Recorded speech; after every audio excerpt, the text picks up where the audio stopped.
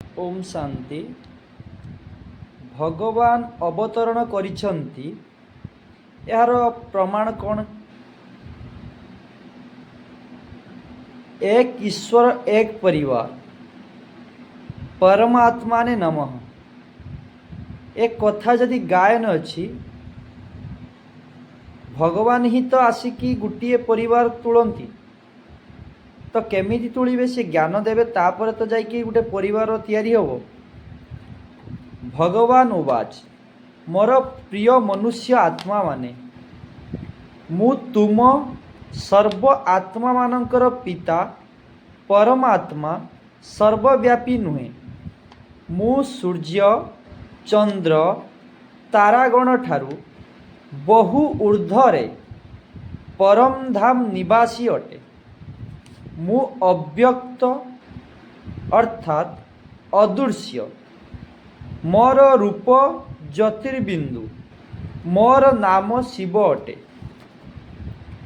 मते तुम्भे माने भिन्न भिन्न भाषारे भिन्न भिन्न नामरे भगवान गॉड ईश्वर नाम धरी मते पाइबा पाई जन्म जन्म भक्ति तीर्थव्रत पूजा उपासना करि थाओ, किंतु मते केही पाओ नाही। मु खुद बा स्वयं धरा पृष्ठरे अवतरण करी निजर परिचय दिए। मु निराकार परमात्मा शिव। मु ब्रह्मा विष्णु शंकर आदि देवतांकर रचयिता बा सृष्टिकर्ता अटे। तेणु मते देवदेव महादेव त्रिमूर्ति त्रिनाथ परम ब्रह्म बोली कही थांती। पुणी केही केही शिव और शंकर एक बोली मने करंती। तेणु मते समस्ते चिन्हि पारंती नाही कि मोर अवतरणर गुह्य रहस्य को बुझी पारंती नाही। वर्तमान ए सृष्टि रूपी नाटकर अंतिम समय घोर कलिर प्रभाव बा धर्मर ग्लानिर समय। प्रमाण कौन? आमे कहूचु कलिजुग।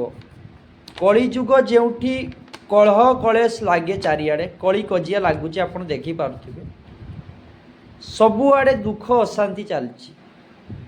तो यहीटा तो समय जो समय भगवान आसवे कौन सुख शांति समय भगवान आसवे आपन को देखा देवे। भगवान सेतेबेले आसती जेतेबेले मनुष्य आत्मा दुख अशांति रही था। कलिजुग अंतिम समय ही यही समय जो समय सारा दुनिया दुख अशांतिर आसी जाए। जेतेबेले सारा दुनिया पतित भ्रष्टाचारी दुखी विकारी काम क्रोध लोभ मोह अहंकार रे ग्रसित थाए सेतेबेले भगवान आसी आमको रास्ता देखाती। मु अजन्मा मु प्रजापिता ब्रह्मा शरीर रे दिव्य प्रवेश करी गीता रे देइथिबा वचन यदा यदा ही धर्मस्य ग्लानिर्भवति भारत धर्म संस्थापनार्थाय संभवामि युगे युगे। तो संस्थापनार्थाय संभवामि युगे युगे यार संपूर्ण कार्य मु करे धर्मर स्थापना करे सद्धर्मर स्थापना करी असत दुनियार विनाश करे। खूब निकट भविष्यत रे एक कलिजुग पुराणा दुनियार महाविनाश हेबाकू जाउछि।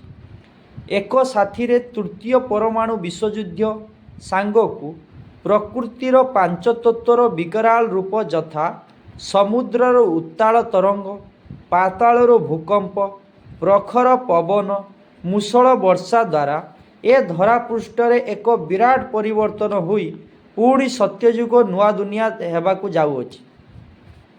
एणु आपण मानकू परम पिता परमात्मांकर आह्वान वर्तमान मु स्वर्ग बा सत्ययुगर शुभ उद्घाटन श्रीकृष्ण द्वारा करने जाऊँगी।